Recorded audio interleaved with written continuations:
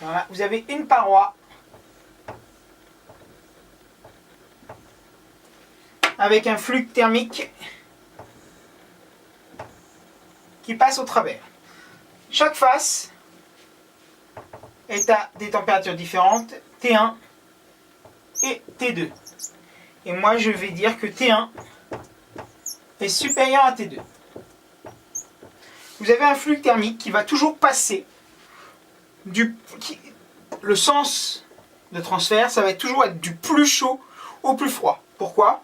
Parce que quand vous avez deux compartiments à différentes températures, vous allez avoir tendance à... Enfin, la nature va avoir tendance à faire en sorte que les deux compartiments se retrouvent à la même température. Donc c'est ça.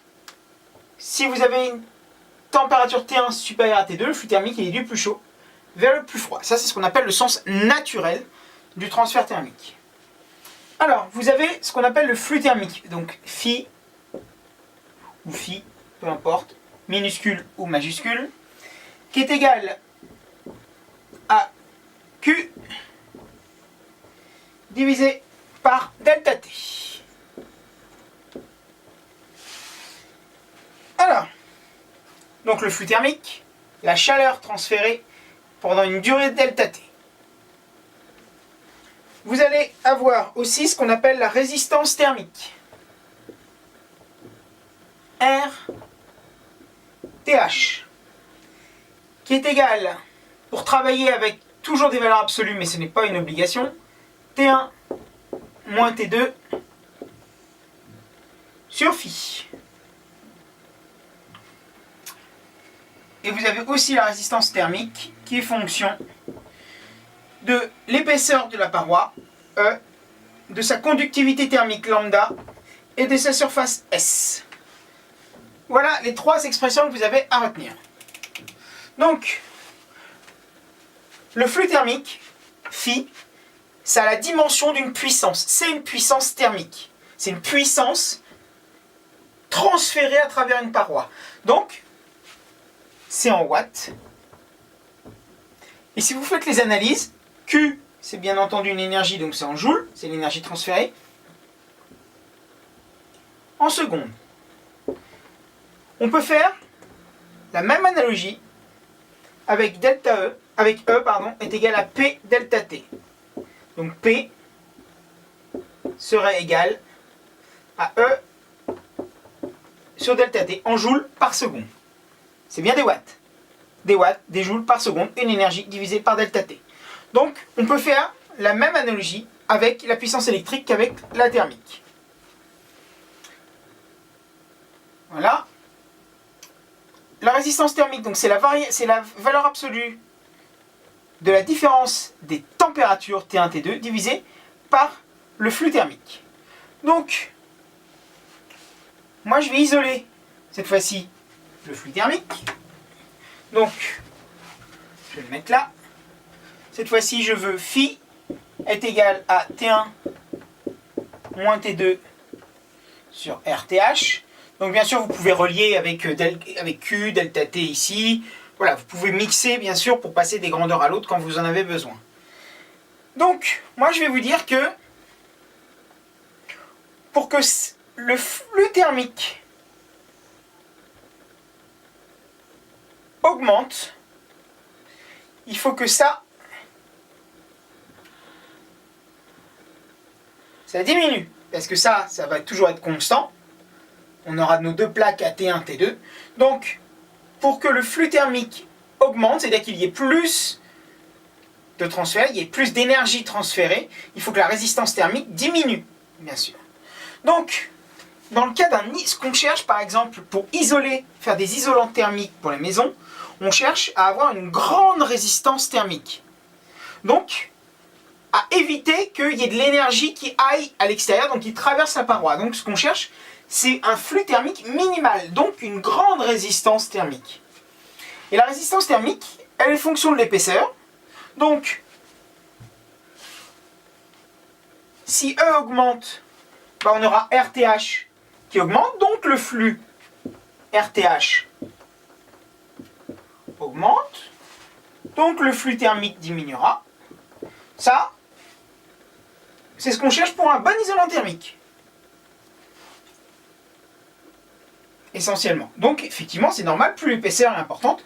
La conductivité thermique aussi. Donc là, c'est l'inverse. Pour que RTH augmente, il faut que ça diminue. RTH augmente, voilà, ça c'est pareil. Donc, il faut...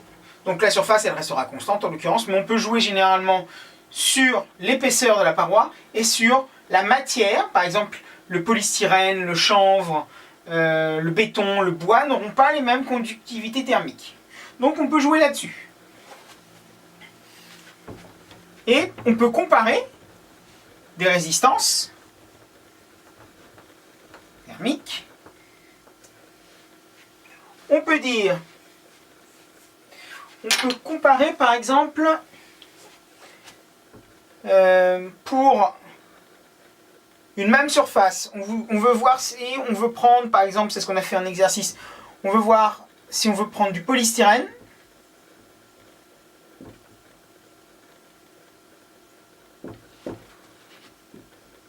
Ou du chanvre. Bah, on calculera en fonction de la même épaisseur de la surface, on regardera la résistance thermique avec la conductivité thermique.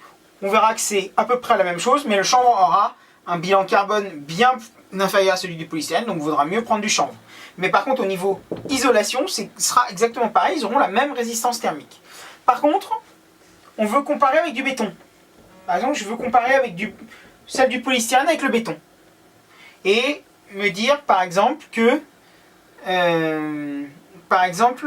le béton a une conductivité thermique plus importante. Lambda de béton est plus grande, en l'occurrence, si vous regardez les chiffres, plus grande que celle du polystyrène. Bah moi, je veux comparer quelle épaisseur de polystyrène il me faudrait pour avoir la même résistance thermique que le polystyrène. Bah, on va comparer. Donc, on va égaler les deux. Donc, E béton sur lambda béton multiplié par S, donc, est égal à l'épaisseur de polystyrène, lambda poly multiplié par S, donc les surfaces s'en vont. Voilà. Donc,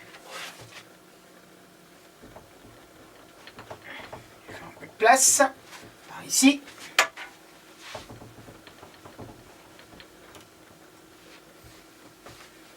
Donc, on a épaisseur de béton sera égale à l'épaisseur de polystyrène multipliée par lambda béton sur lambda polystyrène. Donc, on peut comparer, grâce à ça, pour une épaisseur de polystyrène choisie, quelle épaisseur de béton il nous faudrait pour avoir la même résistance thermique. Grâce à ça. Juste en les égalant. N'oubliez pas aussi que la résistance thermique totale d'une paroi, c'est la somme des résistances thermiques de chaque épaisseur la composant. Par exemple, vous pourriez avoir 4 cm de polystyrène, de 1 cm de béton, de bois, etc. Donc, RTH tot, c'est la somme de toutes les RTH. N'oubliez pas ça.